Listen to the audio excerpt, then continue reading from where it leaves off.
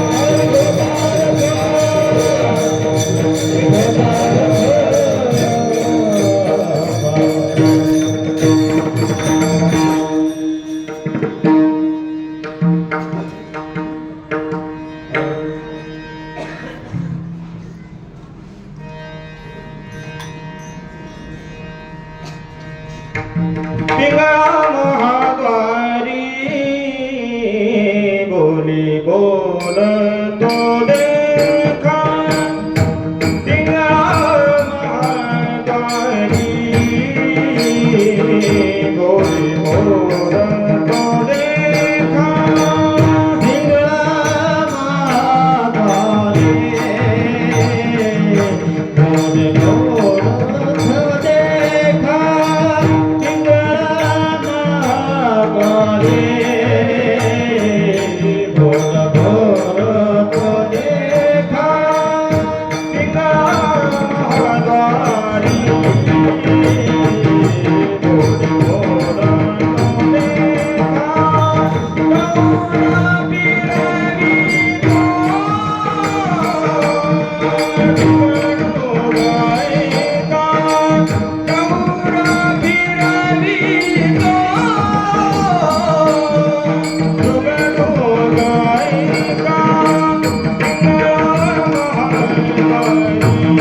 Thank you.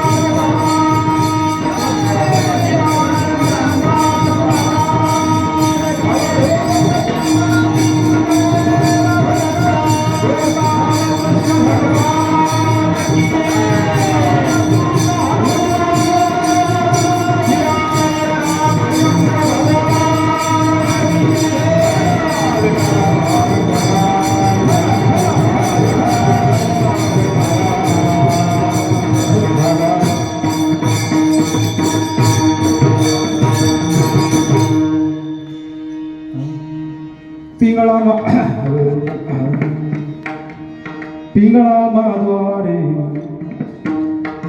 बोली बोली तो देखा पिंगळा महाद्वारे वरल्याळीला तुम्ही सावध व्हावे वरल्याळीला पाटील बुवाला मग लावून सहिवे पाटील बुवाला चिठ्ठी येईल बा मग पडेल ठावे पिंगळा महाद्वारी बोली बोली तो देखा पिंगळा महाद्वारी मधल्या आळीला एक बायको फिरे मधल्या आळीला तिजला तुम्ही साधा मग पडेल पुरे तिजला तुम्ही साधा नाहीतर पाटील बुवा तिची पळवी ना गुरे पिंगळा महाद्वारी बोली बोली तो देखा पिंगळा महाद्वारी आणि कैकवारी सुटेल तातडी आणि कैकवारी पाटील बुवाची मग पडेल माडी पाटील बुवाची तिची 5 पोरे जातील देशोंदडी पिंगळा महाद्वारी बोली बोली तो देखा पिंगळा महाद्वारी आणि कैसे नवल झाले आणि कैसे गावच्या पाट्यानं पाटला नागली गावच्या पाट्यानं साऱ्या कागदाचे शून्य एकच केले पिंगळा महाद्वारी बोली बोली तो देखा पिंगळा महाद्वारी हिडता फिरताना एक शकुन सांगे हिडता फिरताना त्याच्या सत्तेने या 2.5 वागे त्याच्या सत्तेने सांता घरचा बा एक तुकडा मागे पिंगळा महाद्वारी बोली बोली तो देखा पिंगळा महाद्वारी हे जरी नाही काल मग दुसरा येईल हे जरी नाही काल सरते शेवटी बा काळ बांधून येईल सरते शेवटी बा एका जनार्दने आमचे काय बा जाईन पिंगळा महाद्वारी बोली बोली तो देखा पिंगळा महाद्वारी पांडुरंगा करो प्रथम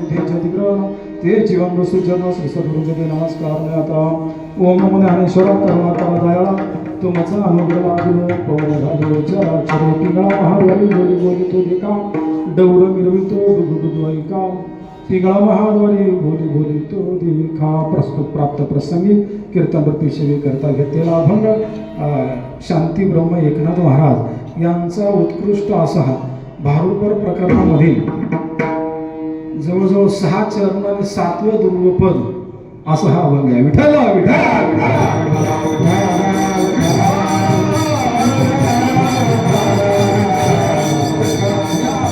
माध्यमातून शांतीब्रह्म एकनाथ महाराज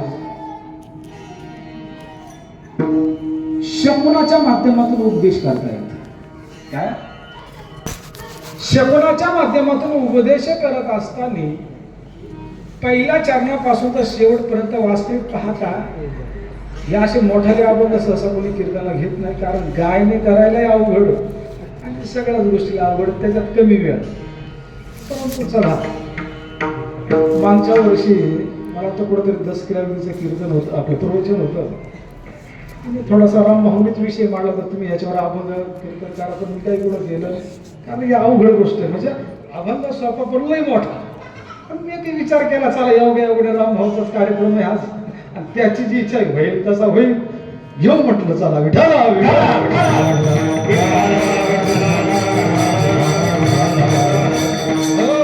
आज वास्तविक वाडक्याने जर विचार जर केला, अभंग शांतीब्रह्म एकनाथ महाराजांचा याच्यामध्ये शकून सांगत असताना पिंगळ्याचं रूपक यांनी इथे केलेले अभंगामध्ये. काय पिंगळ्याचं रूपक केलेलं आहे आणि पिंगळ्याच्या माध्यमातून एका गावाचं रूपक केलेलं आहे. मग वर्णन करत असताना शांतीब्रह्म एकनाथ महाराज सांगतात, का महाद्वारामध्ये पिंगळा एक पिंगळा बसलेल्या महाद्वार म्हणजे कोणतं तर गाव असते, त्या गावाला वेश असते आणि गावामध्ये शिरण्याचा मेन गेट, मेन दरवाजा म्हणजे महाद्वार.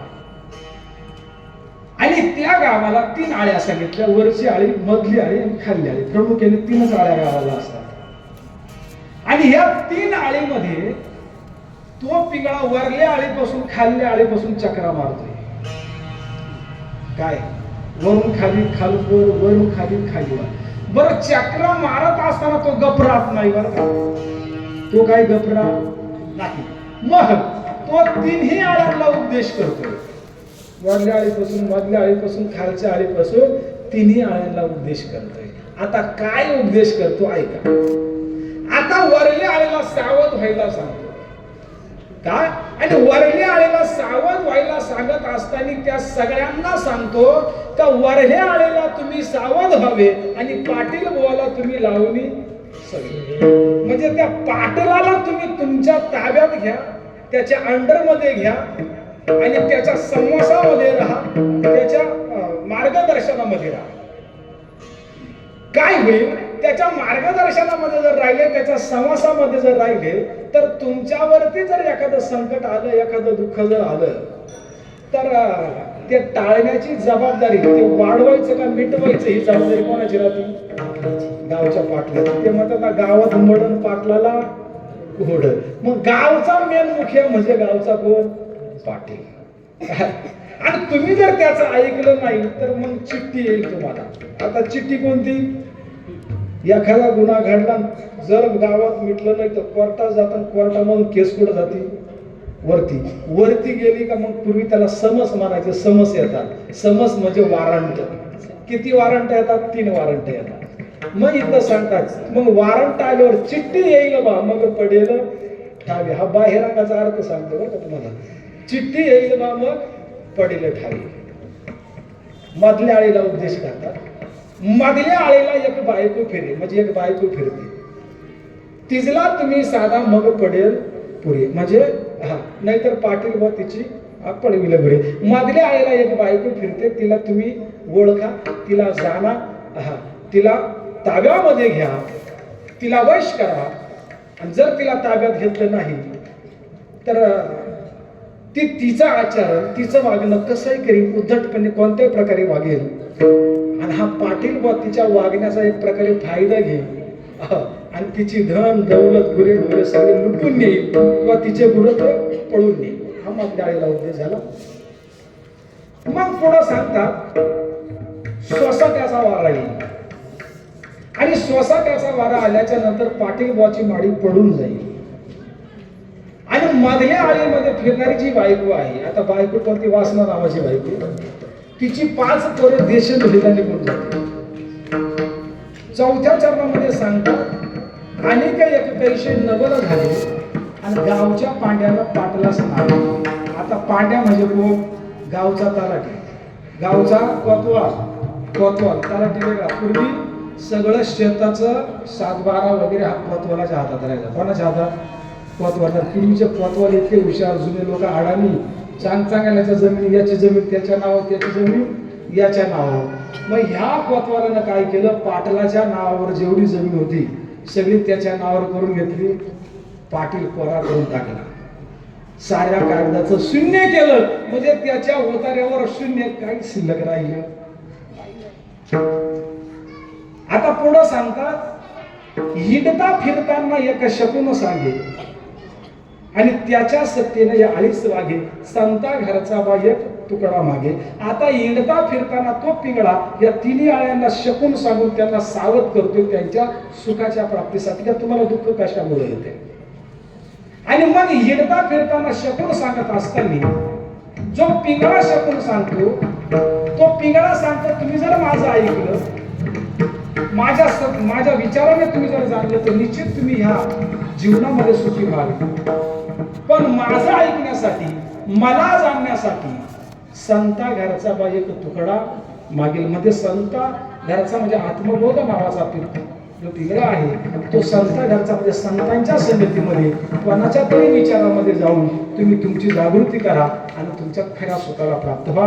एकनाथ महाराज पुन्हा त्या पिंगळाचं वर्णन करत असताना तो पिंगळा म्हणतात मी तुम्हाला महत्वाचं सांगतोय आणि हे महत्वाचं जर तुम्ही नाही ऐकलं हे जर नाही ऐकलं मग दुसरा येईल सरते शेवटी बाकाळ बांधून येईल. आता वास्तविक पाहता याचा मतीला आध्यात्मिक भाव अर्थ असा आहे वरली आळी म्हणजे इथून इथली डोक्याचा भाग मधली आळी आणि खाल्ली आळी. आता वरल्या आळीला सावध होऊन पाटील बळ म्हणजे काय तर पाटील म्हणजे मन नावाचा पाटील. वरली आळी म्हणजे हे सगळं डोळे नाक केस वगैरे ही कुठली झाली वरली आळी. या वरल्या आळीला सावध करतात कारण इथं हे म्हणजे मंत्रिमंडळ हेड आहे हे काय हेड इथून सगळी चालना भेटते आणि मग त्यांना चालना भेटत असताना यांना सावध होऊन सांगतात आणि मग त्या मनाजी पाटलाला ताब्यात घ्यायला सांगतात. आणि मग मधली आळी म्हणजे काय मनाजी पाटलाची बायको तिचं नाव वासना आहे काय त्या वासनेला तुम्ही ताब्यात घ्या.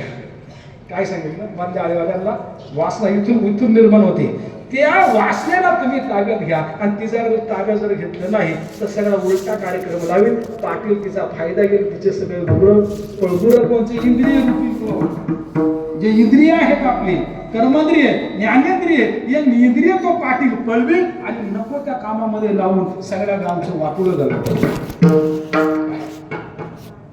पुढं सांगता सोसाट्याचा वारा येईल म्हणजे कुठला देहरूपी गाव आहे हे कशाच्या सत्तेवर चालतं श्वासाच्या सत्तेवर चालतं. श्वासाटाचा वारा येईल आणि एक वारे सुटेल तातडी नाही जोरात येईल पाटील बॉची माडी पडून जाईल. आता पाटील बॉची माडी कोणची देहरूपी माडी इथं चेक करतात हे जर चालू तर माडी साबूत आहे आणि हे जर बंद असलं समजून घ्यायचं माडी पडली.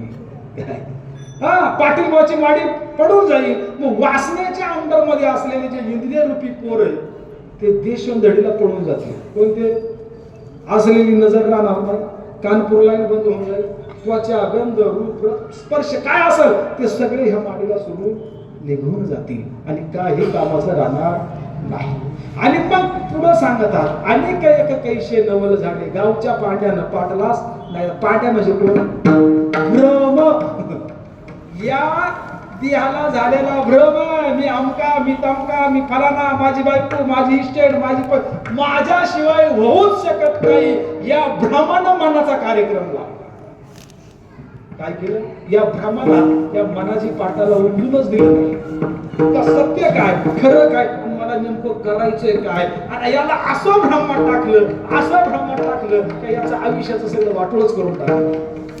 साऱ्या कागदाचं जीवनाचं शून्य करून टाकलं.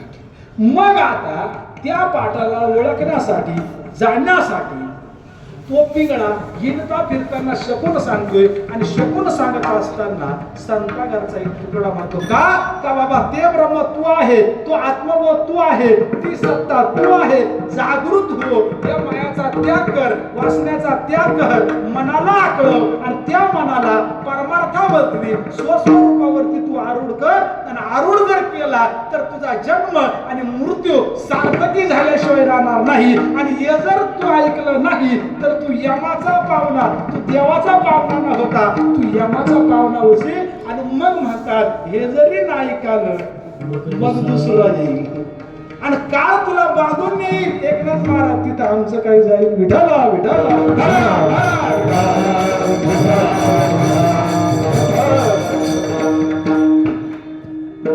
अभंगाचा मतीत भाव अर्थ बघण्यापूर्वी अल्पासा परिहार देणं असा भगवान परमात्म्याच्या असीम कृपेने थोर साधू संतांच्या कृपा आशीर्वादाने सच्चिदानंद श्रीपाद बाबा रामदास बाबा सद्गुरू सच्चिदानंद एकनाथ बाबा चव्हाण या थोर संत महात्म्यांच्या कृपा आशीर्वादाने तसंच सर्व गावकरी ग्रामस्थ मंडळी सर्वांच्या सहकार्याने आज आपल्या गावामध्ये जे काही भव्य दिव्य आणि सुंदर मंदिर तयार झालं खऱ्या अर्थानं.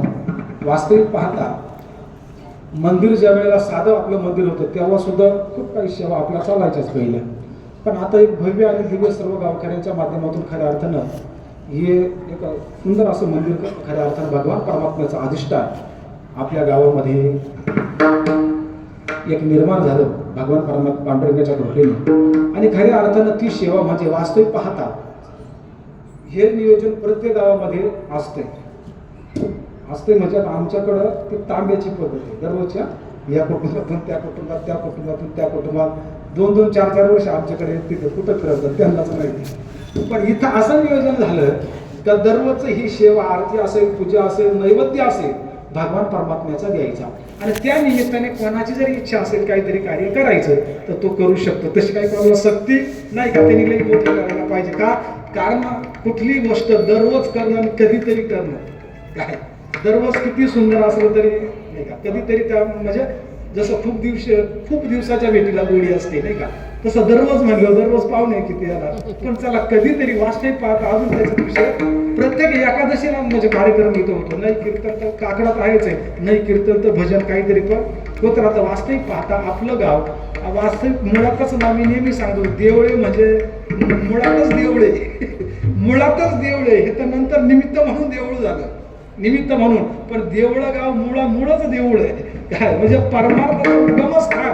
संतांच्या कृपेने जर म्हणायला घोटीमध्ये ह्या परिसरामध्ये तर आपल्या गावचा हा सिंहाचा वाटा आहे. आणि म्हणून ही आजच्या एक दिवशी सेवा हरिभक्त प्रायण आमच्या भाऊंकडे ही सेवा आली. आणि या सेवेच्या माध्यमातून भाऊंची इच्छा झाली हरिपठण कीर्तन झालं पाहिजे. आणि म्हणून त्या निमित्तानं भाऊने मला फोन केला आणि त्या निमित्तानं ही कीर्तन रूपी सेवा माझ्या वाटेला आली. या सेवेचा भगवान परमात्म्याचा तुम्हा संत उर्दूंचा योग माझ्या वाटेला दिला म्हणून मी त्यांना धन्यवाद देतो.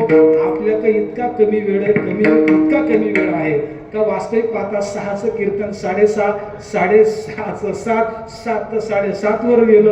मग मी त्याला म्हटलं जाऊ द्या, आपल्या कुठं दररोज कार्यक्रम आहे, एकच दिवस कीर्तन आहे, 9, 9:30, 10 वाजता जेवण करू. एक दिवसाला काय फरक पडतो, कुठं दररोज नाही का, चालू द्या एक दिवस. आपण काही मोठा अवघड चला, जसा भगवान परमात्मा बुद्धी देईल तसा आपण विचार करू. विठाला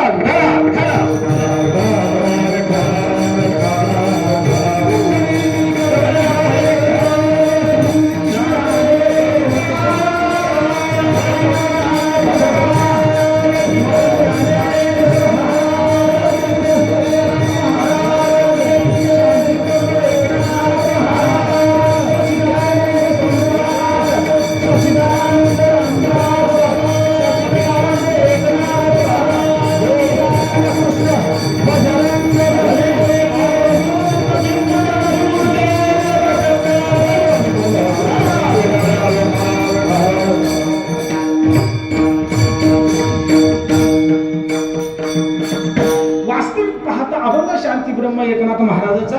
आणि एकनाथ महाराजांनी अभंगामध्ये वर्णन करत असताना पिंगळ्या ह्या शब्दावरती जोर दिलेला आहे आणि गाव आणि आळ्या ह्या 4 अवस्थेवरती एकनाथ महाराजांनी जोर दिलेला आहे. आता वास्तविक पाहता पिंगळा अभंग जर पाहिलं मी म्हणतो महाराष्ट्रामध्ये एवढा 2-3 वर्षात भरपूर फेमस आहे. काय पिंगळा नुसतं गायन करायचं जर म्हटलं तर 25-30 हजार रुपये, तेव्हा त्याच्यावर कीर्तन करायचं म्हणून किती पाहिजे. विठाला विठाला विठाला विठाला. आता बघा आपल्या दृष्टिकोनामधून 3 अवस्था आपल्यापाशी आहेत. एक पिंगळा नावाचा पक्षी, दुसरा पहाटे कंदील घेऊन निघाले, त्यांना काय पिंगुळ काहीतरी म्हणतात ना, पिंगळ एक अर्थ आपण तो पण लावतो. पण वास्तविक पाहता इथं एकनाथ महाराजांना पिंगळा नावाचा पक्षी सांगायचा नाही, तुमचा पहाटे कंदील घेऊन तो सुद्धा सांगायचा नाही. तर पिंगळा ही अवस्था फार वेगळी आहे आणि ती अवस्था संत कृपेशिवाय प्राप्त होऊ शकत नाही. विठाला आता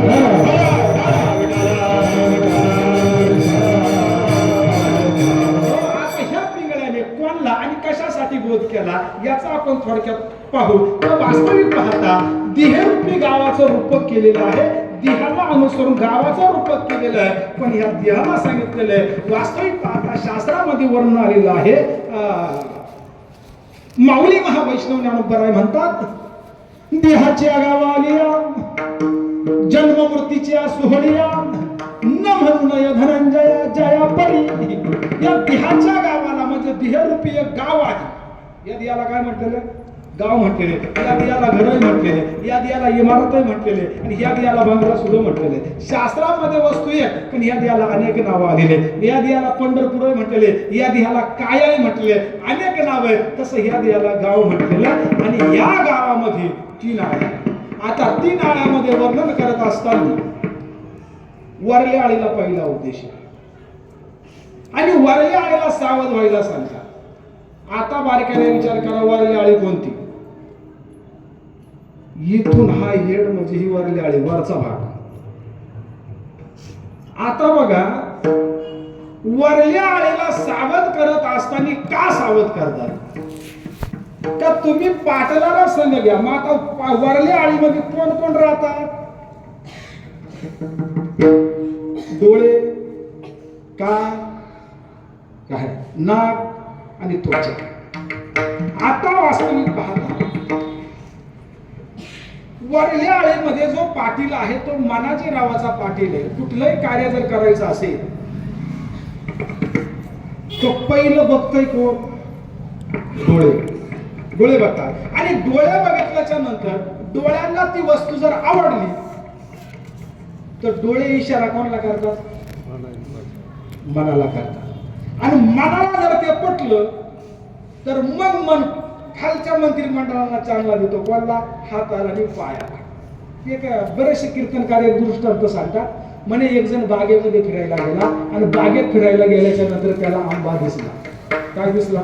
आंबा दिसला. पिकलेला गोड गोड रसाळा आंबा. तो डोळ्यांनी पाहिला. आता पाहिल्याच्या नंतर डोळ्यांनी पाहिला, पण डोळे जातील का? नाही. डोळे थोडतील का? मग मनाचा इशारा कुठे गेला? आपला डोळ्याचा इशारा कुठे गेला? मनाकडे.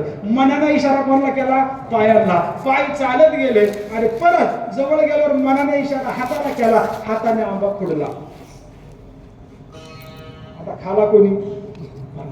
पायला डोळ्याने, डोळ्याने तर खाला नाही. पाय चालत गेले, पायाने खाला नाही. हाताने तोडला, हाताने खाला नाही.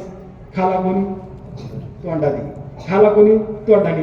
आता पुढचा विनोद सांगतात ते का त्या माळ्यानं पाहिलं आणि जो पाठण बदलली. आता डोळ्यांनी पाहिला, पाय चालत गेले, हाताने तोडला, तोंडाने खाला. या पाठणीचा बिचारीचा काय वजा काय तुझा तू?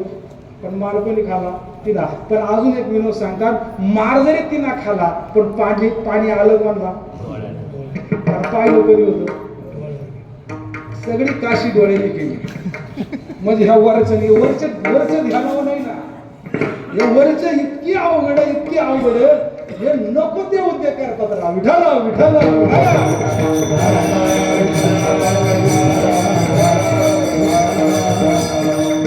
वरती राहणाऱ्याला एखाद्याचं चांगलं चाललेलं बघत नाही. हे मंत्रिमंडळ लय अवघड गमत आहे. ही इतकी अवघड आहे. सगळा कार्यक्रम इथून लागतो.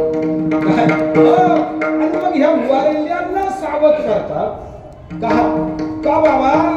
तो पिंगळा सांगतो का बाबा, अरे बाबा या देहाला तुम्ही आलात, का आलात, कशासाठी आलात, काय करायचं हे तुम्ही आत्मसात करा. हे तुम्ही विचारामध्ये करा. आणि मग त्या वरल्याला सांगत डोळे जे पाहू नये ते पाहतात आणि जे पाहायला पाहिजे आणि ते डोळे बघत नाही. मग आता बारकाईनं जर विचार जर केला, मग आता ह्या मनाला आणि डोळ्यांना मंत्रिमंडळ सांगतंय आणि मनाची पाटील ऐकतोय. मग आता इथं यांची एकीकरण करायला सांगतात आणि एकीकरण केल्याच्या नंतर इथं दोघांचाही आभास आहे, वरच्यांचा बी आणि मनाचा बी. मग वास्तविक पाहता या वरल्या आळीला सावध करायला असं सांगतात का बाबा, भगवान परमात्म्याने तुम्हाला जी आयुष्य मर्यादा दिली ती कशासाठी दिली तुम्ही याचा विचार करा. एका अभंगामध्ये वर्णन आलेले, डोळे तुम्ही घ्या रे सुख, पहा विठोबाचे मुख. पाहत नाही ना. डोळे भरून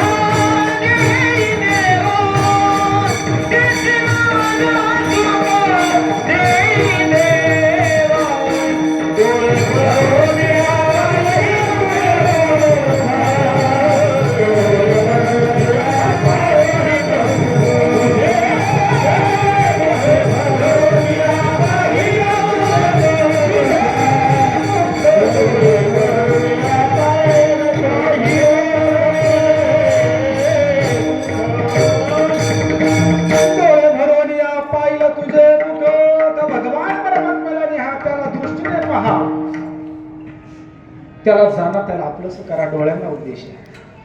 पुढचा उपदेश कानांना करतात. कान भरून या ऐकले कीर्ती, कान भरून या ऐकले कीर्ती, कान भरून या ऐकले कीर्ती, कान भरून या ऐकले कीर्ती. माझ्या विश्रांती देवी देवा, विश्रांती देवी देवा, माझ्या विश्रांती देवी देवा. हल्ली माणसाला कीर्तनापेक्षा निंदा ऐकायला जास्त आवडते. रिकाम्या वेळामध्ये धार्मिक गप्पांपेक्षा निंदा जास्त चालतात. हा बऱ्याच जणांचा अनुभव असा. पण इकडं सांगतात तुम्ही ऐका रे कान, माझ्या विठोबाचे गुण, निंदेचे श्रवण नको माझ्या कानांना उद्देश केलेला आहे. बाबा कानान, हो तुम्ही ह्या जन्म जर साधायचा असेल, काय तरायचं असेल तर चांगलं ऐका, त्याचं नाम ऐका, त्याची भक्ती ऐका, त्याचं भजन ऐका. नाकाला उपदेश केला, सुगंध चांगला घ्या. तोंडाला सांगितलं काही खाऊ नका, काही पिऊ नका. काय हल्ली लोक काही खातात आणि काही पितात, नको ते खातात आणि नको ते पितात. मग या सगळ्यांना उपदेश करतात, पण हे कुठपर्यंत सांगतात? जो वरी सकळ सिद्ध आहे, हात चालवया पाय, तो वरी तीर्थयात्रा जाय चुकू नको. किंवा त्या भगवान परमात्म्याला आपलं करण्याचं तू जाण, त्याला आपलंसं कर, त्याला ओळख. कोण आहेस तू, कोण आहेस तू याची तू जाण कर आणि हा उपदेश कर. वरच्या आळीला सांगतात. पण काय होतोय, वरच्या आळीमध्ये गावामध्ये जो गावचा पाटील आहे, तो पाटील ही गोष्ट जमूनच देतो. आणि बऱ्याच गावामध्ये बऱ्याच पाटलांनी सत्य बंद केले राहतो. चांगलं कार्य असणारा पाटील घोटाळा करतो. तसा इथं याने जरी विचार केला ना तरी पाटील मध्ये घोटाळा येतो. मग या मनाची पाटलाला वरच्या आळीला सांगितलं ताब्यात तुम्ही घ्या आणि त्याला आपलंसं करा. आणि जर त्याला तुम्ही ताब्यात घेतलं नाही, या मायेतून काढलं नाही आणि या परमार्थाकडे जर वळवलं नाही तर याचा परिणाम काय होईल आपण पहिलंच वरदा आळीला तुम्ही सावध राहावे, वरदा आळीला तुम्ही सावध राहावे, वरदा आळीला तुम्ही सावध राहावे, वरदा आळीला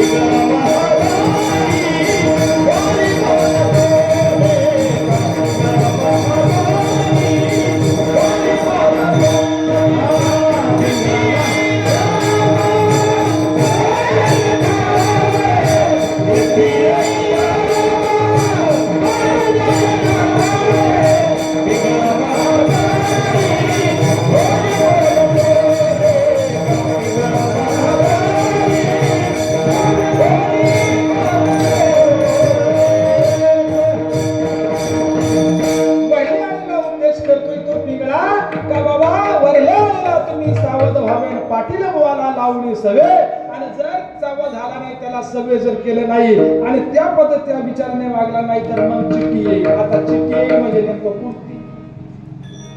मी मगाशी सांगून गेलो प्रमाण, जो वरील सकळ सिद्ध, जोपर्यंत केस काळे आहेत, नजर चांगली आहे, कानाला चांगला ऐकू येतं तोपर्यंत साधा. मग आता चिठ्ठी म्हणजे त्या काळात समज म्हणजे नोटीस, पकड वारंट. मग आता चिठ्ठी येते कोणाची? यमाची चिठ्ठी येते, काळाची चिठ्ठी येते. पूर्वीच्या काळामध्ये असं होतं, पूर्वीच्या काळामध्ये माणसाच्या कानाच्या माणसा एक केस पिकायचा. सुरुवात कुठून व्हायची? काना माणसा एक केस पिकाचा एक पिकायचा समजून घ्यायचं पहिलं पत्र आलं. हल्ली अवघड आहे. हल्ली मुलं काय जलामताच धरले केस येऊन अवघड आहे. म्हणजे ही पहिलं पत्र, ही पहिली चिठ्ठी, असलेली नजर कमी होणं ही दुसरी चिठ्ठी, कानपूर लाईन बंद होणं ही तिसरी चिठ्ठी. आपल्यामध्ये असलेले आपल्या जात रिटायरमेंट होतात. काय होतात? रिटायर होतात, या तोंडातून पडून जातात. ही चौथी चिठ्ठी ह्या चिठ्ठ्याचा. मग तो पिंगळा सांगतो बाबा जोपर्यंत चिठ्ठी येत नाही, म्हणजे जोपर्यंत हे शरीर साबूत आहे, माणसाने परमार्थ किती वाईट केला पाहिजे.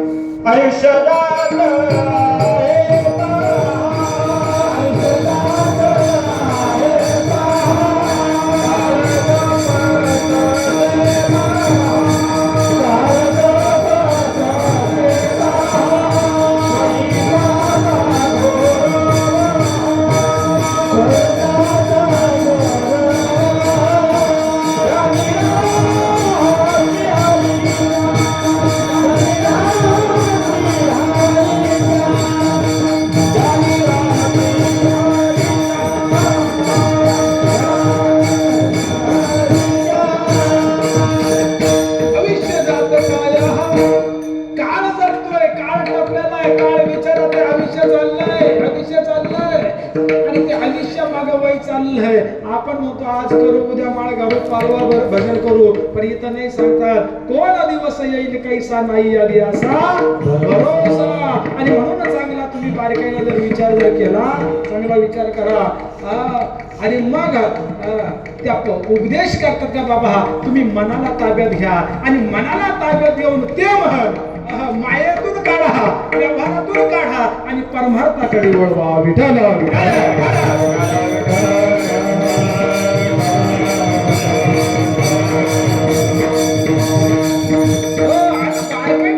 विचार जर केला तर मन हे इतकं अवघड आहे. एके ठिकाणी सांगतात देह गावचा मनाजी पाटील, विश्वास धरू नका त्याचा. हे इतकं चंचल आहे, घटकीत कुठं तर घटकीत कुठं. ओढाय ओढाय उभ्या पिका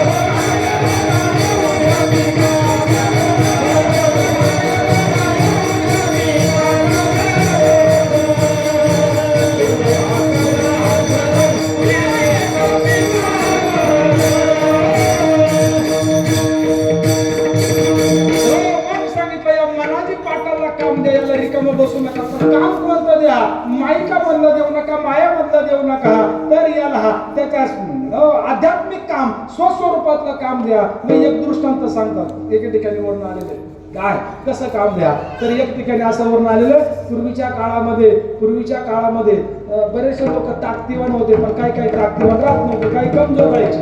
मग भावबंदकीमध्ये गावामध्ये जर कोणाची दुश्मनी झाली, वाद जर झाला, तर लोक त्याचा काटा काढा सांगायचे. पूर्वी कोकणात देव आणायला जायचे, ऐकून असं तुम्ही पुढं कोकणात देव आणा जायचे. मग कोकणातून देव आणायचा, तो बांधव बसवायचा, घरात बसवायचा, आणि मग समोर त्याचा काटा काढायचा, आणि काही दिवसामध्ये तो देव ज्याने आणलाय त्याचाच काटा काढायचा. अशी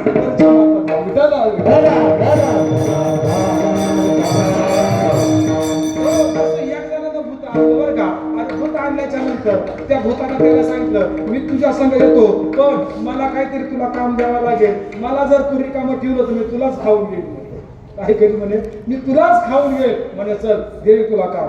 हो आता ते भूत आणल्याच्या नंतर त्या भूताला इतकं काम दिलं, घर बांधायचं होतं, पाया खोद, भूताने खोदला. झालं का? विटा दगडी आणल्या, पत्र्याशी विटा आण, ते आणलं. जे काम सांगितलं ते भूताने केलं काम. बरं फास्ट इतकं जेसीबीच्या पुढचं काम त्याचं यायचं. हाय थकला बा, आता याला काम देऊच का. पण हा सूक्ष्म झाला, आता याला काम देऊ देऊ काय देणार. मग याचा एक मित्र होता, त्याने सल्ला दिला म्हणे, का रे तुझी तब्येत पहिली चांगली होती ना, आता तू जाम झाला.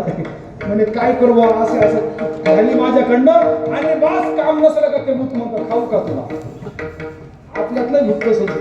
त्याने आयडिया दिली, मला एक काम कर, त्या भूताला आहे ना तू एक खटाव कर, एक खांब रोप, आणि त्या काही काम नसलं तर त्याला म्हणायचं जाय ह्या खांबावरती ये खाली. जोपर्यंत तो काम निघत नाही तोपर्यंत थांबवायचं. याला सांगितलं होता जाय खड्डा खण काय, आणि खड्डा खणला, तिथं एक मोठा खांब रवला खांब. बर आता तुला काही काम नाही ना, मग आता तू या खांबावरती जाय, वरती जाईल खाली ये, वरती झालं याचं चालू, जाय वर काय ये खाली जा. आता बाकी निवंत झाला, आता बाकी निवंत झाला.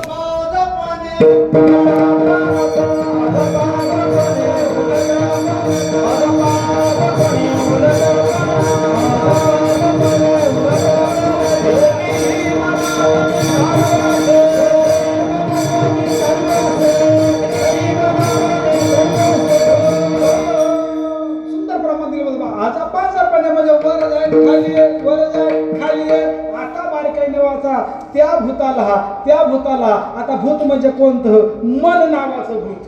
आणि हे भूत रिकामा असलं का खाली दिमाग सैतान का घर. आता चांगला बारकाईला विचार करा. आता त्या मनाला वर जायला सांगितलं, खाली आलं तर कुठं, खांबावरती. आता मी तुम्हाला सांगतो, आजही ते मन आपल्याला खांबावरच आरूढ करायचं. पुढे मना तेथे भाव घे,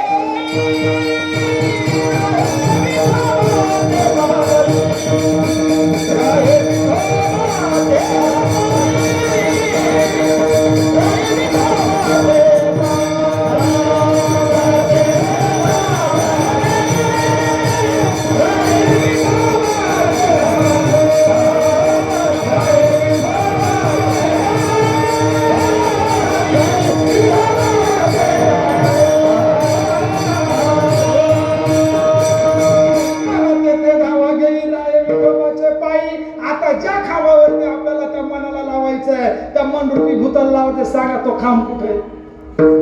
पंढरीचे भूत बघला खूप बनाया बे, बघला खूप बनाया बे, बघला खूप बनाया बे, बघला खूप बनाया बे, बघला खूप बनाया बे, बघला खूप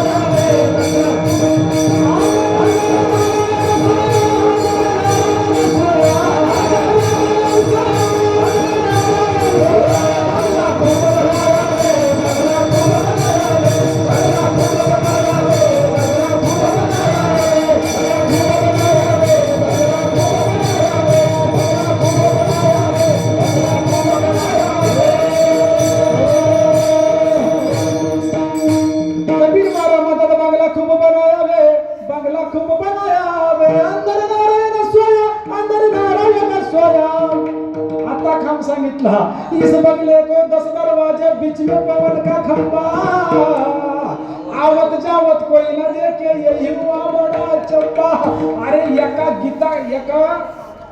गीताची रचना करणाऱ्याला खांब कळला, पण आताच्या कीर्तनकाराला खांब कळत नाही.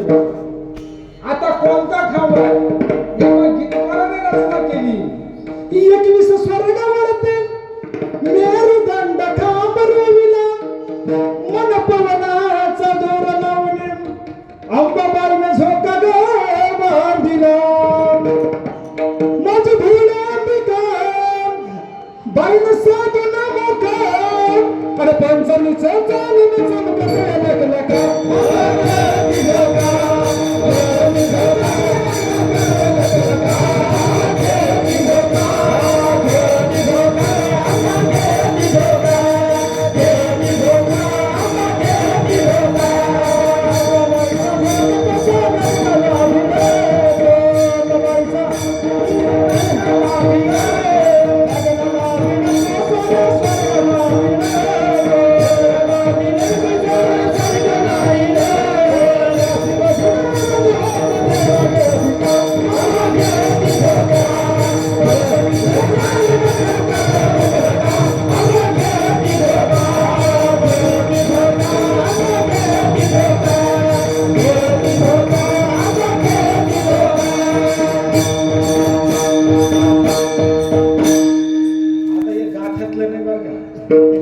माथ्यातले त्याला कळालं, पण बुवा लोकांना कळाला 21 वर्ग याच्यात मेरुदंड खांब याच्यात आहे आणि त्याला जोर पवनाच आहे.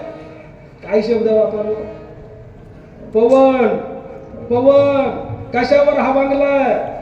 बंगला कशावर आहे? निघून गेला वारा खाली राहिला उपदेश पिंगळा करतोय. सावध व्हा, मनाला खांबावरती लावा, त्याला त्याच्यावरती आरूढ करा. कोणला? या मनाला.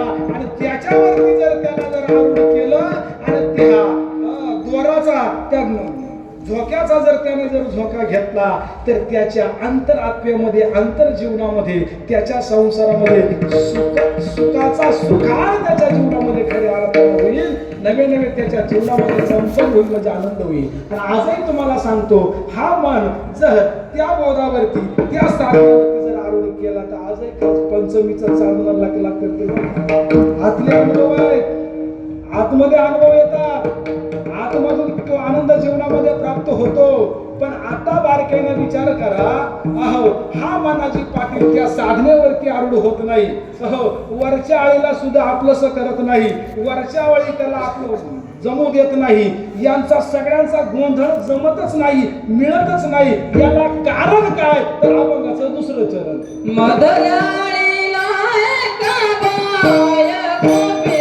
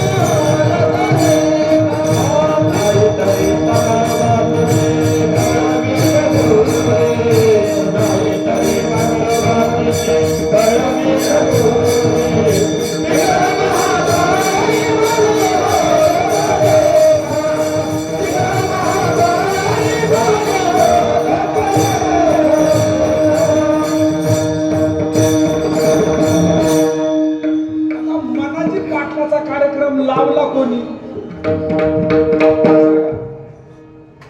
त्याच्या बायकोनी. हो, आता बायको कोण? तर पाटलाची बायको म्हणजे वासना. हल्ली काय झालं, कीर्तनाला जर जायचं असलं तरी बायको म्हणली जा तर ठीक आहे. ती जर म्हणली हा गप गडी कोकड्यात बस, हो बायको म्हटली वर्गणी द्यायची सप्तती तर द्यायची, ती म्हणजे अजिबात नाही, गप गडी. खरं सांगा, आताचं वातावरण कशावर अवलंबून? पूर्वीच नव्हतं. पूर्वी बायकोचं काही चालत नव्हतं, लय अवघड परिस्थिती होती. पण आता उलट झालं, नवऱ्याचं काही चालत नाही. लाडकी बहीण आल्यापासून झालं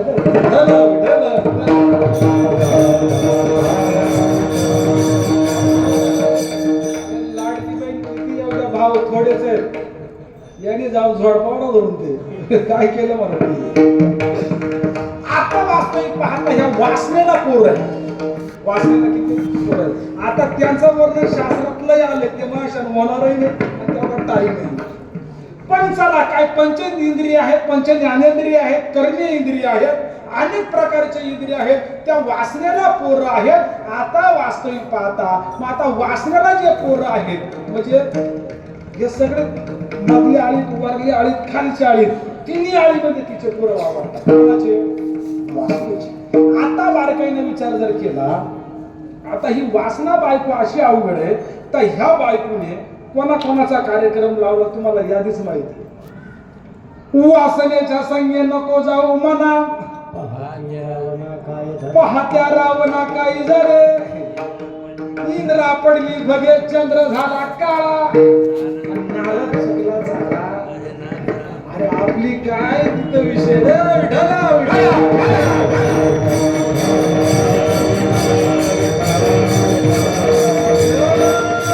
ज्याच्या ताब्यात 33 कोटी देवता होती, काय ज्याच्या नगरात सांगतात गाड ओढायला म्हणजे गणपती बाप्पा होते.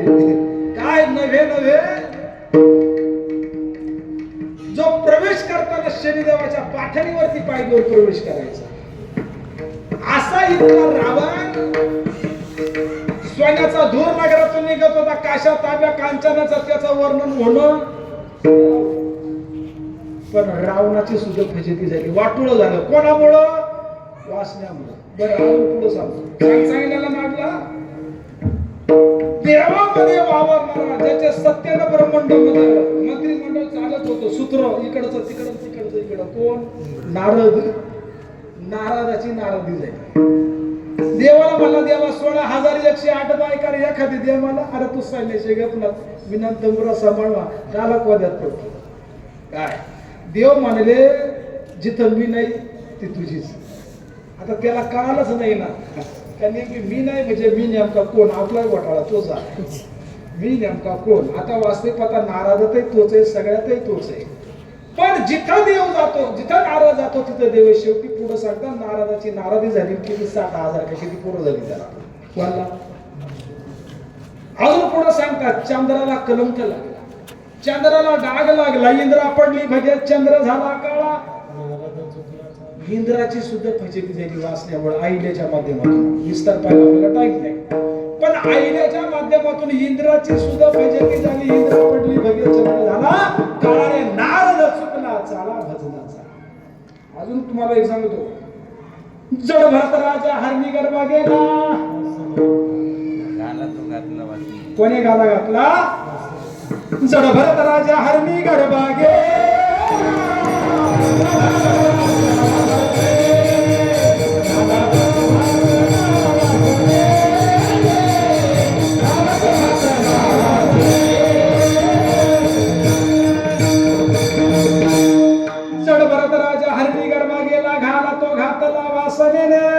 आता बारीकाने विचार सांग, चांगल्यांचा कार्यक्रम लावला तर आपला मोहिनीच्या संगे भस्म सोडलेला, मोहिनीच्या संगे भस्म सोडलेला, मोहिनीच्या संगे भस्म सोडलेला, मोहिनीच्या संगे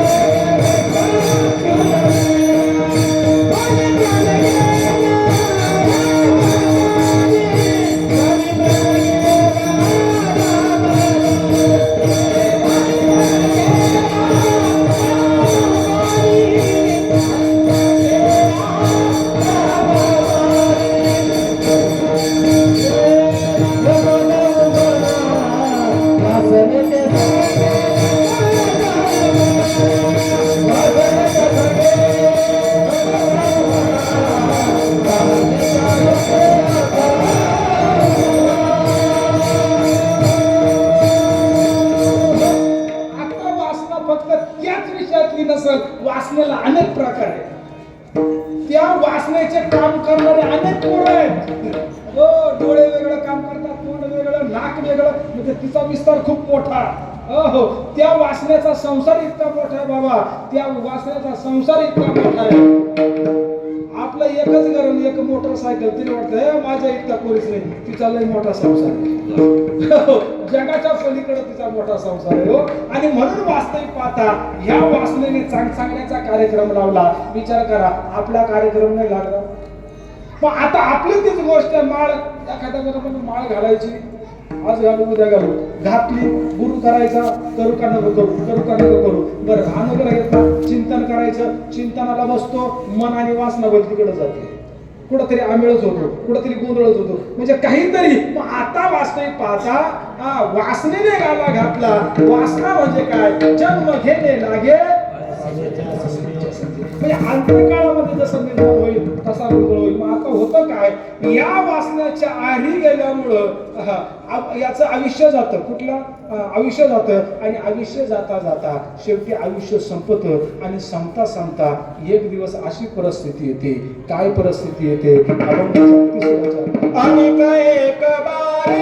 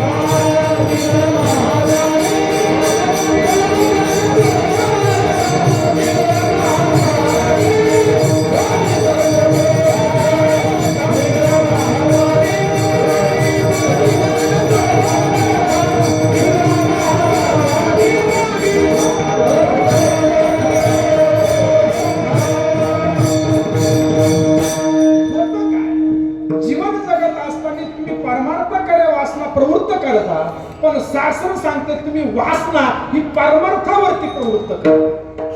वासना परमार्थिक बनवा. पण आमचं कसं आहे, जाऊ दे उद्या करू, परवा करू, नाही का नंतर करू, असं करता करता पण संसार आजच लगेच करू. पण परमार्थ म्हणलं का नंतर करू, नंतर बघू.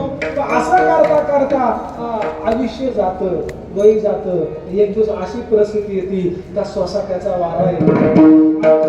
वारा आला का पाटील बुवाची माडी पडून जाते.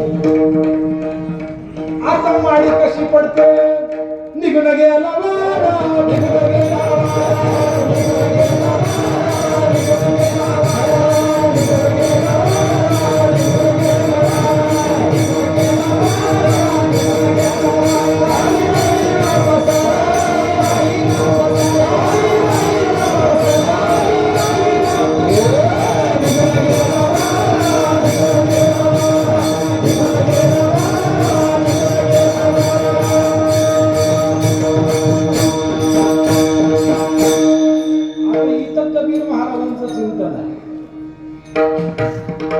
जोपर्यंत ह्या माडीचा खंबा साबूत आहे, खंबा चालू आहे, माडी साबूत आहे. खंबा पडला का माडी, आता कोणती माडी, ही पाटील बुवाची माडी आहे आणि ही माडी बीच में पवन का खंबा, याच्यावर ही माडी पण जोपर्यंत हिचा खांब साबूत आहे तोपर्यंत सावध व्हा. पिंगळा सांगतो चंद्रभागा येणारी तिची दारवा हे उलटे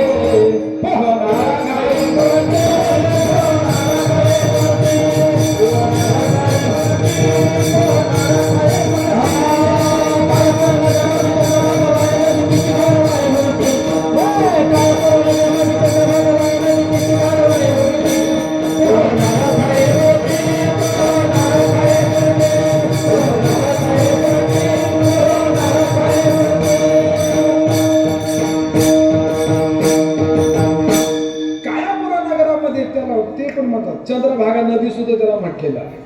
का चंद्रभागा नदी सुद्धा त्याला म्हटलेलं. गायापुरा नगरामध्ये चंद्रभागा वाही नदी तिची धार वाही उलटी, कोणाला काय उलटी. आता वास्तविक पाहता तिचा उगम बहु खोल आणि जो जाणे तो अनमोल. वास्तविक पाहता पिंगळा गाणं सोपं आहे पण पिंगळ्याला अनुभवलं अवघड आहे. तिकडे अनुभवणं अवघड आहे, तिकड्याला जाणणं अवघड आहे, कारण ती उलटी अवस्था आहे. तिथं बरेच जण बुडाले, काही शेंडी सहित गेले, पण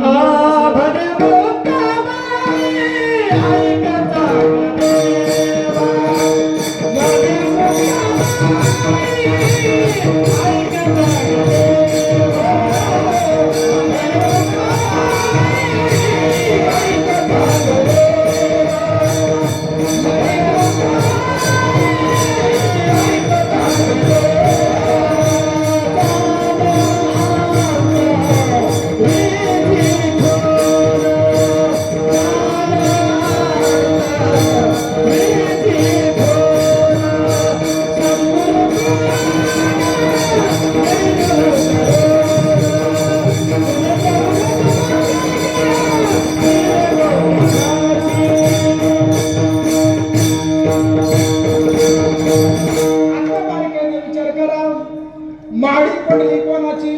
पाटलाची. आणि एक वारे सुटेल तातडी, पाटील बुवाची मग पडेल माडी. आता तिची 5 पोरं, कोणाची? त्या वासनेची 5 पोरं जातील देशोंगडी. आता विचार करा, पंचतत्वाचा दिया आहे. पंचतत्व पंचतत्वामध्ये विलीन होतात, पण याच्यामध्ये राहणारे 5 पोरं नजर जाती, कानपूर लाईन जाती, रूप रसगंध हे सगळं याच्यातून बाहेर पडतात. हे सगळे निघून जातात, पंचतत्व पंचतत्वामध्ये विलीन होऊन जातात. म्हणजे विचार करा, आयुष्य शेवटपर्यंत आलं, पण त्या गावाला पाटलाला कंट्रोल करता आलं नाही, बायकोला साधता आलं नाही. शेवटी माळी पडून गेली. ज्याच्या सत्तेवर घर चालवायचं होतं त्याच्यात राहणारे सुद्धा तेही देशोधडीला निघून गेले, काहीच राहिलं नाही. बर, आता वास्तविक पाहता, बायको सुद्धा चांगली होती, पाटील सुद्धा चांगलाच होता, दोघे काही वाईट नव्हते. पण इथं सांगतात, संगत करो सज्जन की तो बढ़ते बढ़ते जाए, संगत करो गधे की तो दो दो लाता खाए. संगतीने पंगतीचा लाभ होतो. संगत कोणाची आपली? कर्म तेरे अच्छे है तो किस्मत तेरी दासी है, और नियत तेरी अच्छी है तो घर में मथुरा. हो, आता वास्तविक पाहता याची संगतच मेल बसला नाही. वरल्या आळीच्या लोकांची मनाची पाटलाच आहे आणि बायकोची, म्हणजे वासना ही बायको ती नास्तिक आहे. ती परमार्थाच्या माध्यमातून आस्तिक करायची, परमार्थ स्वरूप बनवायची. मनाजी पाटलाला परमार्थाकडे वळवायचं होतं, पण हे तिकडे न वळता हे दोघे मायाकडे वळले, नास्तिकाकडे वळले. आता वास्तविक पाहता हे त्यांच्या मनाने नाही वळले, हे त्यांच्याच विचाराने नाही वळले. माणसाला अधोगतीला लावायला अजून काय जणांचा हात असतो. हो, पंचवार्षिकला तुलाच निवडून देतो आम्ही आहोत, तुला काय करायची? हा बट्ट्या 5 एकर मी किती काशी करीतो, काय मेळ बसत म्हणजे आटू. मग आता तशी या मनाजी पाटलाची वासनारूपी बायकोची फजिती झाली. का झाली? कोणामुळे झाली? पुढचं चरण. आणि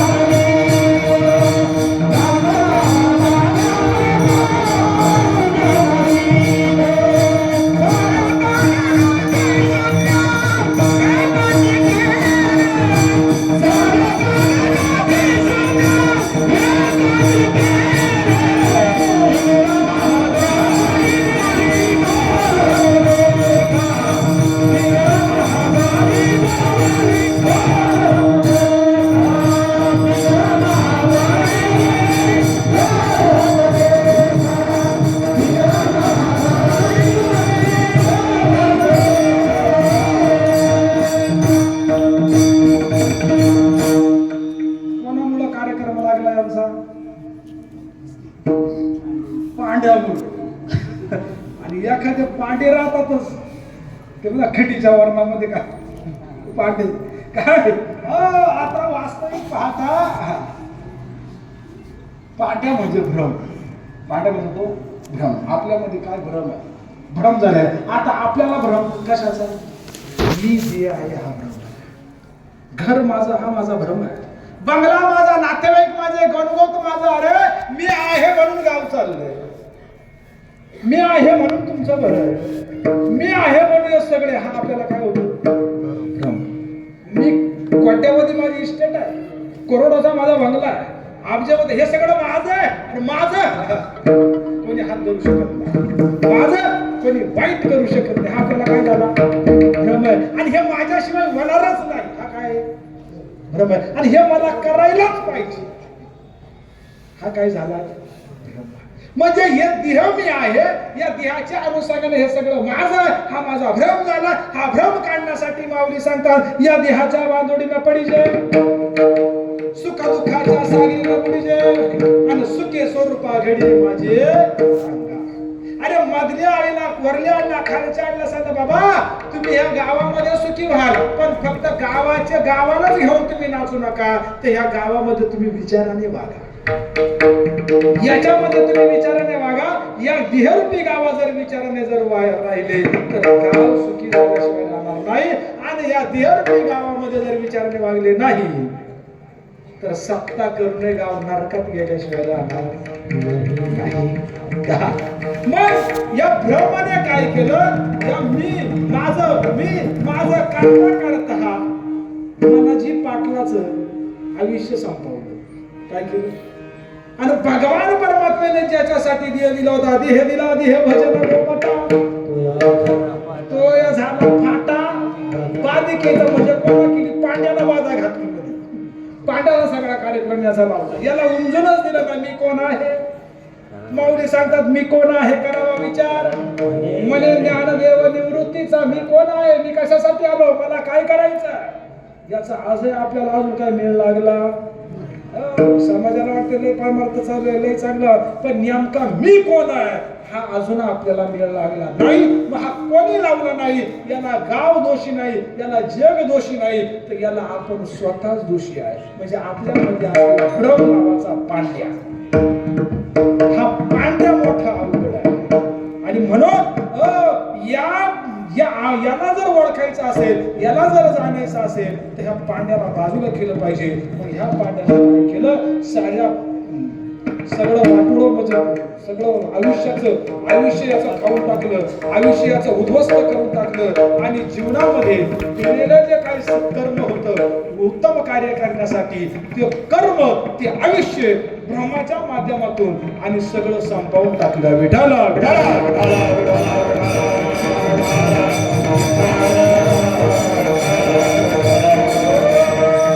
साऱ्या कागदाचं शून्य केलं. म्हणजे काय?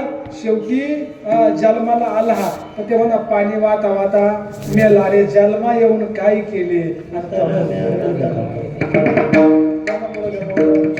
पांड्यामुळे सगळं झिरो झाला, उतारा खाली झाला. आता बस दात पडले, नाक मुख गळू लागले, लाळ आणि शिवूड सोनापरी गती झाली अवघे करती हाड. आता तुझं जीवन संपलं, तुझं जीवन शून्य झालं. आता काय उपयोग? आता सांगा बारक्याला विचारलं केला अनेक एकादशी नवल झाले. अरे गावच्या पाड्यावर पाठ नास लागले. आणि त्याचा त्रास उद्या आयुष्याची झाला. पूर्ण आयुष्याची राख रांगोळी झाली. मग आता तो पिंगळा त्या पाटलाला किंवा त्या तिन्ही आळ्यांना अति महत्वाचा शब्द असा सांगतो.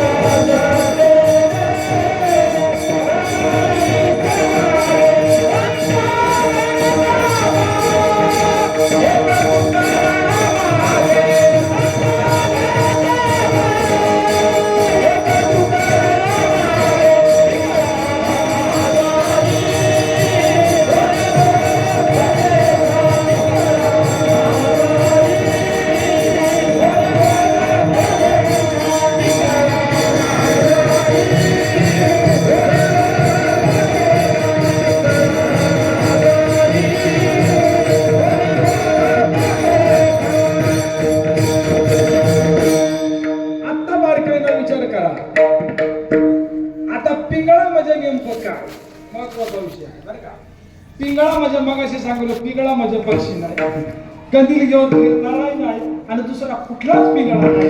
जो खरा पिंगळा तो महाद्वारात असतो. आता महाद्वार मगाशीच तुम्हाला सांगून गेलो, बाहेर रागाने गाव गावाची वेस त्याचं द्वार, पण इकडं देहरूपी गाव आहे, आणि ह्या गावाला द्वार आहे, त्याला माऊली म्हणतात देवाच्या द्वारी का देवळाच्या दारी. आता दररोज चाललंय आरडाओरडा देवाच्या द्वारी उभा क्षणभरी. हा पिंगळा सुद्धा त्या देवाच्या द्वारात उभा राहून सांगतोय. शास्त्रामध्ये त्या क्रियाला अनेक प्रकार आलेले. काय प्रकार? काकड्यामध्ये सांगतात वाजत असे बोंब कोणी नाही कती गाणी, हरी हरी न म्हणतात या थोर झाली हानी. वासुदेव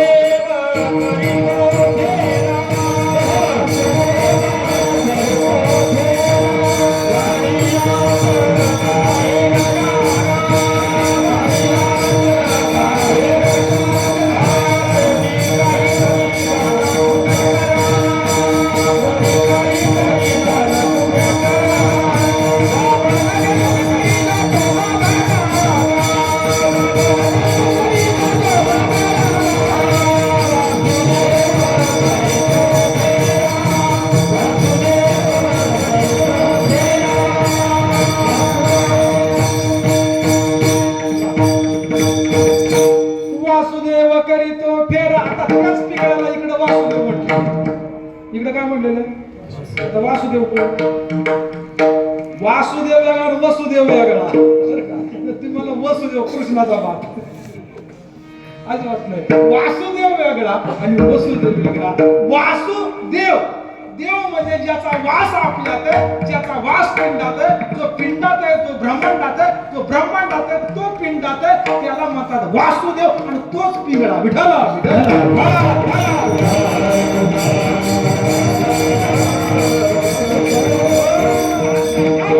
मागणी. पिंगळा म्हणजे आत्मबोध, आपल्यामध्ये असलेली आत्मा नावाची वस्तू. आता ती महाद्वारात राहते. आता महाद्वार म्हणजे हा भाग आहे. यरवी सर्वांच्या हृदय देशी मी अमुक आहे आईसी, जी बुद्धीस पुरे हरण्याशी अर्जुना ती वस्तू मी आहे. इकडं माऊली याला वस्तू म्हटलेलं आहे. कोणला? पिंगळ्याला काय म्हटलेलं आहे? वस्तू. पुन्हा तुकोबराय म्हणतात ओळखारे वस्तू, सांगारे कल्पना, सगळी झालं कोठे बुडावाला हित विचारी मनात आपुलिया. आता कोणती वस्तू आपुलिया? जीवे शिवासी पहावे, आत्मसुख घ्यावे वेळोवेळा. अरे घ्यावे आत्मसुख स्वरूपी मिळावे. अरे बुद्धी लीन व्हावे तुका म्हणे विठाला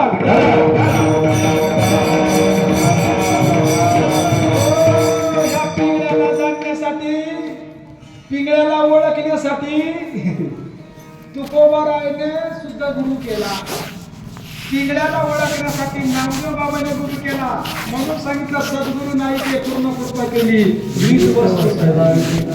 येळोबारायने गुरु केला. बरवे झाले आत्माराम हृदयाने. अरे सद्गुरूने कृपा केली. हीच वस्तू काय? वस्तू एकच आहे. कोण तिला पिंगळा म्हणतो, कोण त्याला वासुदेव म्हणतो, कोण त्याला हीच वस्तू म्हणतो, कोण त्याला आत्मा म्हणतो, कोण काय तर कोण काय. वस्तू एकच आहे आणि तिचं राहण्याचं ठिकाण सुद्धा एकच आहे. ते म्हणजे महाद्वार. विठ्ठला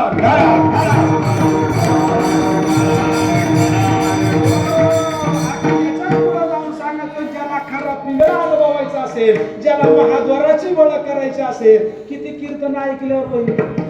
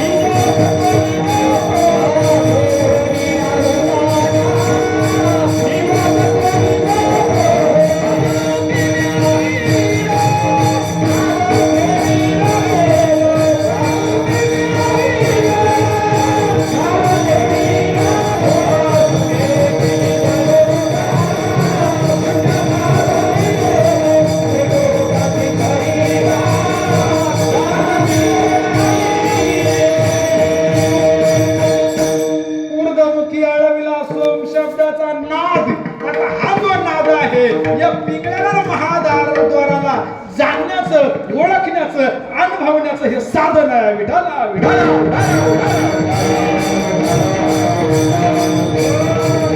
ज्ञानेश्वरीच्या पहिल्याच आयता दिला ओम नमो जय वेद प्रतिपद्या जय जय सोसम वेद्य आत्मरूपा. आत्मबोध म्हणजे आत्मा पिंगळा आहे, पण त्या आत्म्याला पिंगळा म्हणून जर ओळखायचं असेल तर एक विद्या आहे. ती विद्या तुम्हाला कीर्तनात भेटणार नाही, तुम्हाला वारीत भेटणार नाही, ती विद्या तुम्हाला शास्त्रात भेटणार नाही.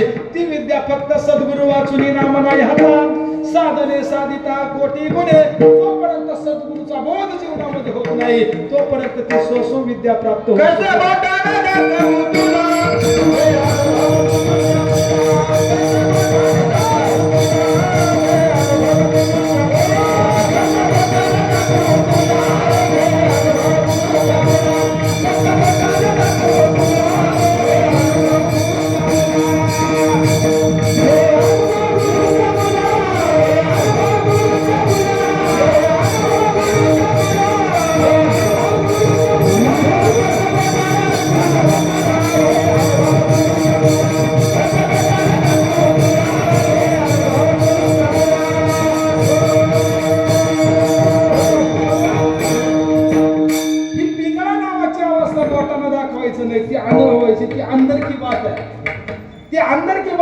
महाद्वार म्हणजे कुठलं हे हेड आहे इथं त्याला शस्त्रदळ चक्र म्हणतात, त्याला त्रिवेणी संघ म्हणतात, त्याला दसवे द्वार म्हणतात. पापुल्या शरीरी दसवे द्वार ही पंढरी अरे सोम ब्रह्म विठेवरील बर्वे शोधावे अंतरी. आता बऱ्याच कीर्तनकारांना म्हणजे मी सांगतो ना तुम्हाला पिंगळा गाणाऱ्यांना सोसो विद्या माहिती नाही.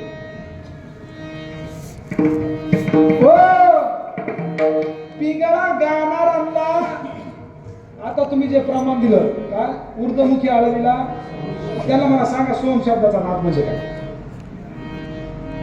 लोक बावळट लोक मूर्ख आहेत.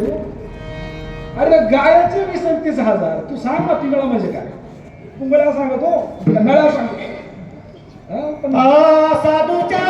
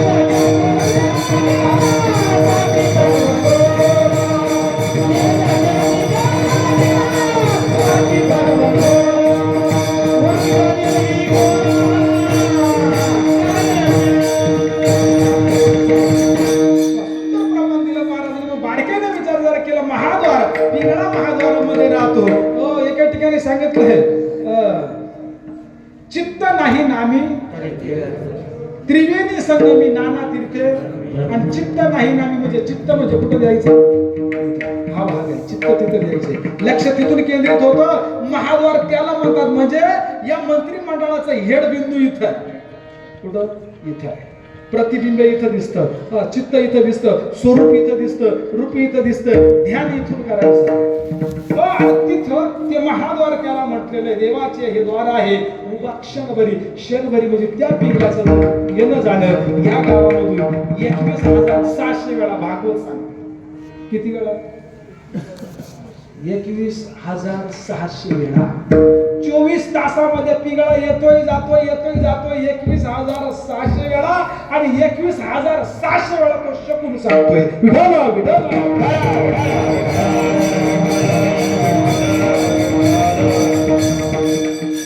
जेव्हा तुम्ही श्वास घेताना तुम्हाला 3 ठिकाणी श्वासाचा अनुभव येतो.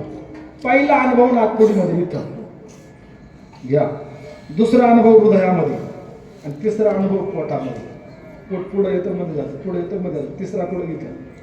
पहिला इथं वरली आळी मधली आळी खाल्ली आळी, वरली आळी मधली आळी खाल्ली आळी. संत काय बिंडो काय का त्याने दिलं. आणि मग आता इथंच चाललंय काय जी बुद्धी स्फुरे अहर्निशी ती वस्तू, या बुद्धीतून त्याचं स्फुरण चाललंय पिंगळाचा कुठला श्वास पडून चाललाय. पवन का खांबा, पवन म्हणजे हवा, पवन म्हणजे वारा, आणि त्याच्या सत्तेवर हे चाललंय. त्याच्या सत्तेने आळीमध्ये वागतोय, त्याच्या सत्तेवर हे गाव आहे, त्याच्या सत्तेवर हे गाव चाले. हे शरीर कुणाच्या सत्ते, कोण बोलवित हरिविना जे ऐकाय. पण याची प्राप्ती होण्यासाठी तो पिंगळा आतून आपल्याला उपदेश करतोय. तुम्ही चोरी करायला जा बरं, मनाला वाटत नाही मी वाईट करू राहिलो, आतून सांगत नाही तो चुकीचा करू राहिलो, पण मनाची पाटील वासना ऐकत का? चोरी करायलाच लागली. एखाद्याचा मर्डर करायला आतून सांगता गाड्या पाप आहे करू नको, हे चुकीचं आहे करू नको, आतून ते शुभ शकून सांगतंय. पण हे वासना मन आवडत नाही ना, म्हणून ते सांगते यांना कंट्रोल करा.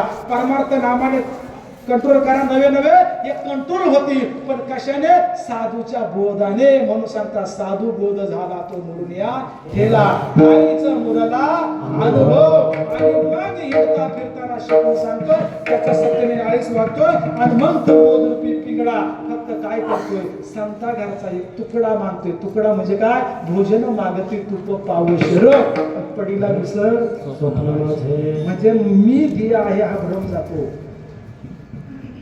मी माया आहे हा ब्रह्म जातो, मी दिया आहे हा ब्रह्म जातो, मी ब्रह्म आहे त्या बोधावरती आरूढ होतो. विठाला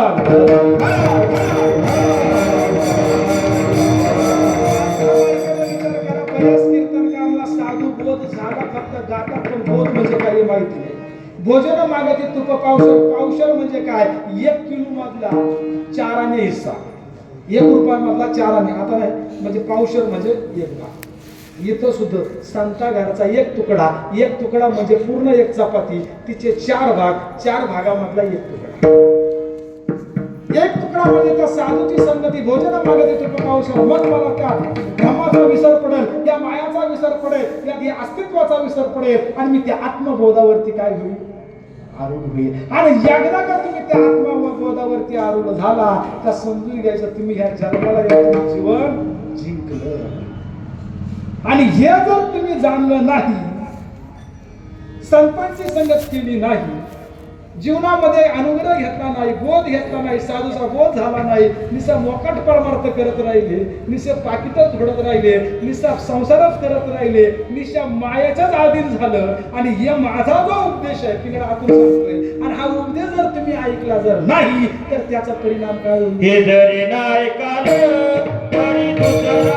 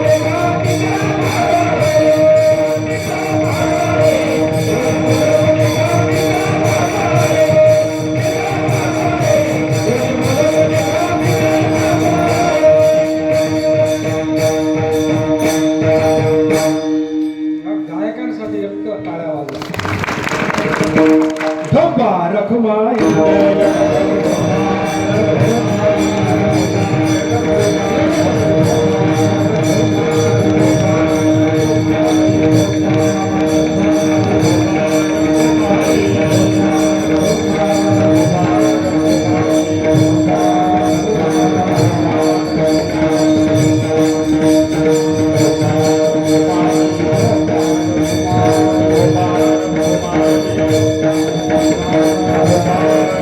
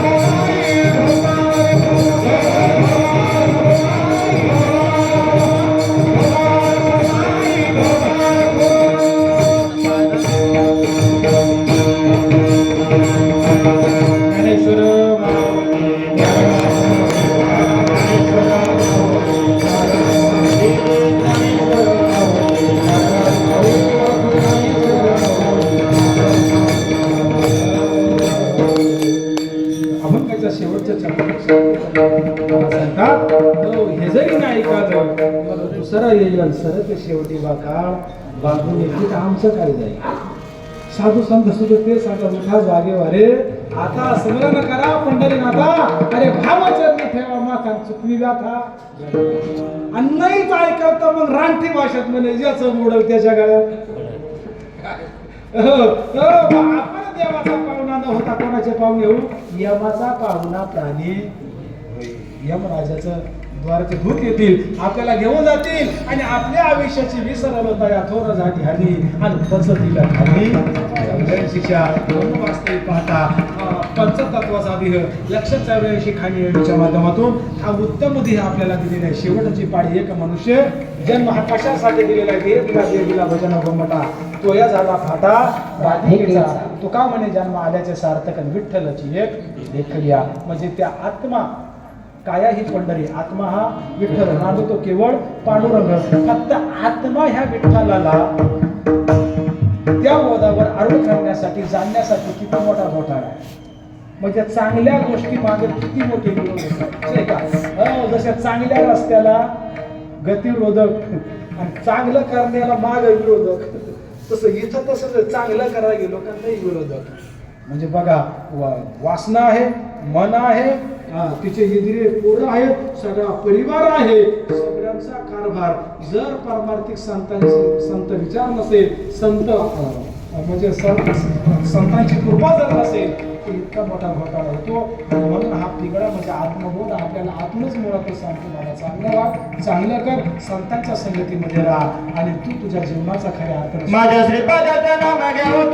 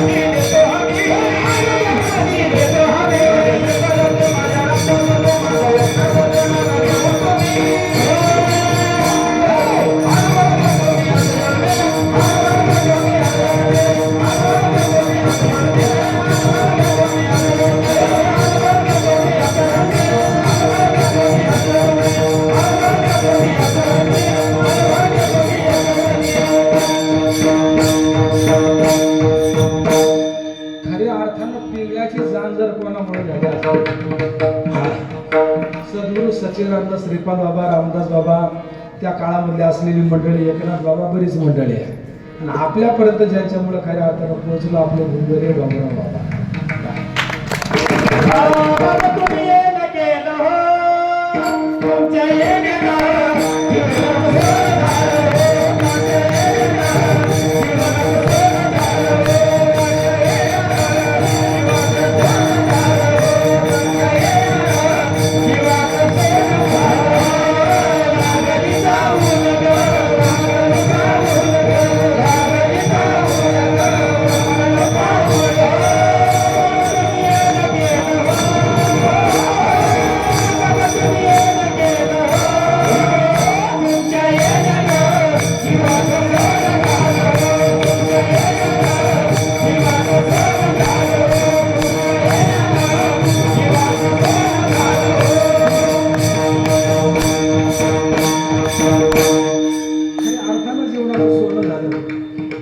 पिंगळा सांगणं पिंगळ्यावर बोलणं सोपं नव्हतं.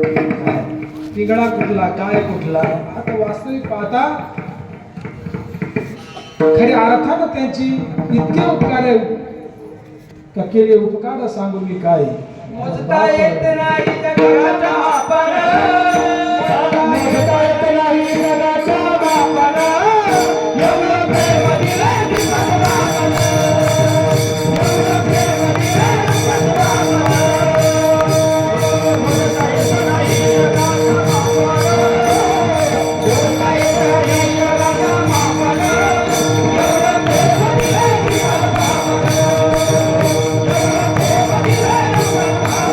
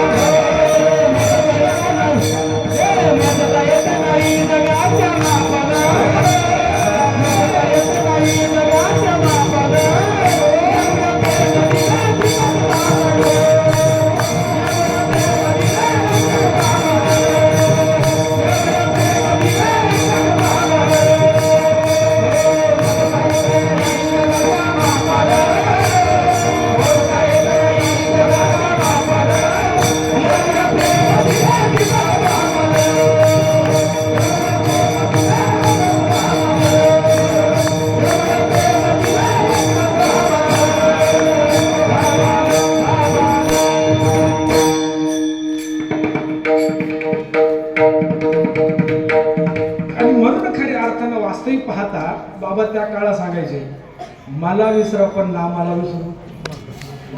म्हणजे म्हणजे पिंगळा, जो पिंगळा आहे त्याला विसरू नका, जो आत्मबोध आहे त्याला विसरू नका. याचा अर्थ असा होतोय त्याचा सुटला माझा पगार बाई मी नव्हतं मानत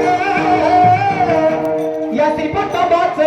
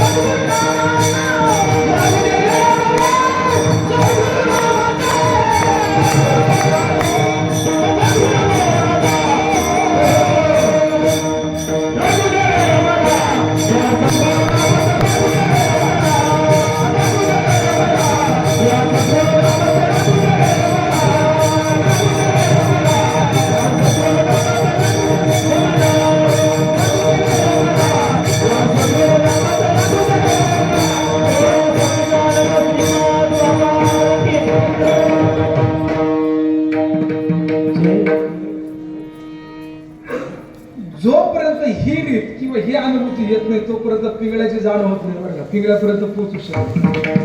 जोपर्यंत अनुग्रह होऊन अष्ट सात्विक भाव याच्यामध्ये येत नाही तोपर्यंत पिंगळ्याचं बोलणंच समजत नाही. आजही सुद्धा लय जण शोध घेतात, लय जण अनुभव घेतात, पण आंतरिकून तो संदेश त्यांच्यापर्यंत पोहोचत नाही. म्हणून अनुग्रहाच्या माध्यमातून, बोधाच्या माध्यमातून त्या पिंगळ्यापर्यंत संदेश पोहोचतो आणि तो संदेश पोहोचला, त्यांचं एकीकरण झालं, त्याचा रिझल्ट आहे विठाला.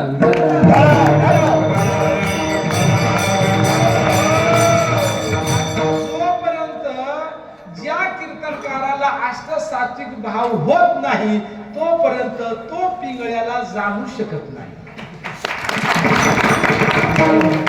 तोपर्यंत पिंगळ्याची त्याची गाठ ह्या जन्मात होणारच नाही. त्याने किती चाली राहू द्या, किती तमाशासारख्या कला दाखवू द्या, मानला तर परमार्थ नाही तर तमाशा सुद्धा करता येईल. मानलं तर तुळशीची माळ नाही तर लाकूड आहे. काय तर कशावर एकदा गेलो होतो, तुळशीची माळ दे म्हटलं. तो माझाही गुरु निघाला, भाऊ आहे म्हणे मी साबराची देव नाही तर बाबळाची देव. मग मुखातून गेला ना तुळशीची, तुझ्यासाठी यालाच म्हणतात मन जागा तो काठा वाटेल.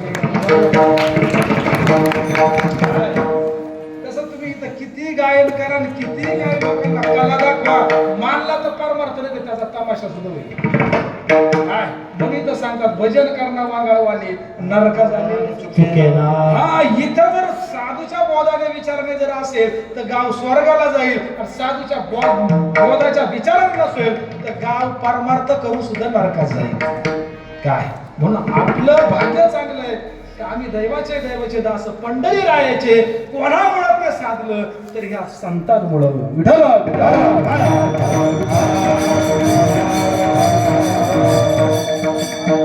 खूप झालेलं आहे. वास्तविक पाहता मला 4 चरणावरती कीर्तन करायचं म्हणलं 2 तास कमी, 2च चरण सुद्धा 2 बाकी राहतात. पण या अगदी अल्पशा वेळेमध्ये 7 चरण 7वं द्रुपद शॉर्टकट मध्ये हाणत आपण. कारण ह्या अभंगाचं असं आहे, जोपर्यंत तुम्ही 4ही-6ही चरण घेत नाही तोपर्यंत याला मजाच येणार नाही.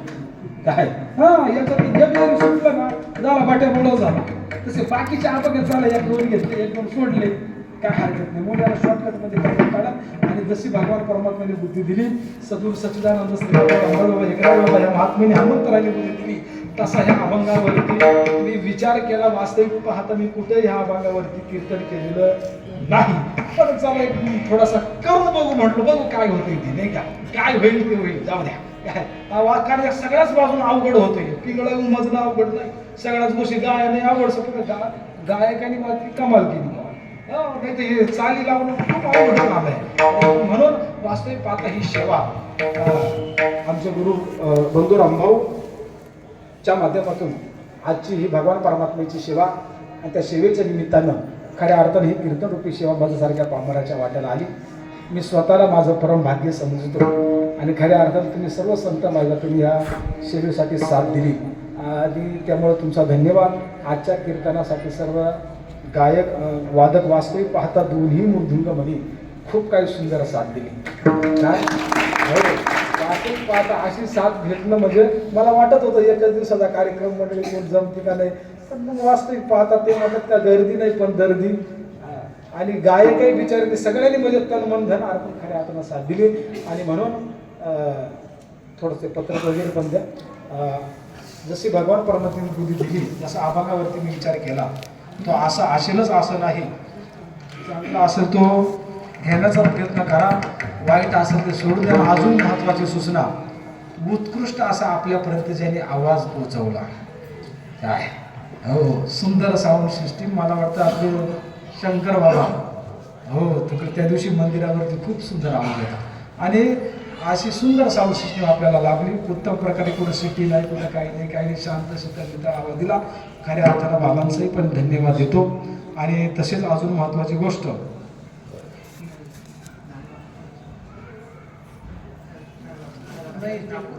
नंतर ते तुकाराम बाबा बरोबर तरी सांगतील. मी चालू फक्त सांगतो तुम्हाला चालू फक्त सांगतो. 23 तारखेपासून तर 22 तारखेपर्यंत 20 तारखेपासून 20, 21, 22 नांदगाव सदो वैष्णव मेळावा चालू होतोय. तरी सर्व भाविक भक्तांनी खऱ्या अर्थानं या सेवेचाही पण लाभ घ्यावा. सगळ्यांनी उपस्थित राहावं 3 दिवस वैष्णव मेळावा. आणि तसाच खैरगावचा पाडव्याच्या दिवशी आणि पाडव्याचा दुसरा दिवस, तारखेपेक्षा पाडव्याचा दिवस महत्वाचा आहे. मला तारीख नाही सांगत कारण पाडवा तुमच्या आठवणीत येईल राहील तारखेपेक्षा. काय गुढी उभारायची आणि खैरगावला यायचं आणि खैरगावला आल्याच्या नंतर काला सकाळपासून जागर आणि तिथं सुद्धा आनंद. खऱ्या अर्थानं ज्याला पिंगळ्याची जाण आहे ना त्यालाच वैष्णव मेळावा कळतो. कारण काकड्यात वैष्णवांचा मेळा गरुडा पायी दाटला, ज्ञानदेव वैष्णव मोठा. काय आता वास्तविक पाहता ज्याने पिंगळा ओळखला वैष्णव मेळावा त्यालाच माहितीये. बायकीचे म्हणतात वैष्णव मेळावा म्हणजे ही काय भानगड आहे, तुम्ही मरा असेच द्याला काहीच नाही. गाडवाने शेतकऱ्याला बापना पूर्वी म्हणून वैष्णवांचा मेळा जाणायचा असेल तर वैष्णवांच्या मेळ्यात या. आणि तुम्ही एकदा वैष्णवांच्या मेळ्यात आले तर तुम्हाला 100% पिंगळ्याचा अनुभव येऊ शकणार नाही. आणि म्हणून आजची ही झालेली सेवा भगवान परमात्म्याच्या साधू संतांच्या चरणी अर्पण करून पुढचा विचार आपली नियोजक मंडळी सांगत अर्पण करून सेवेला पूर्ण विराम.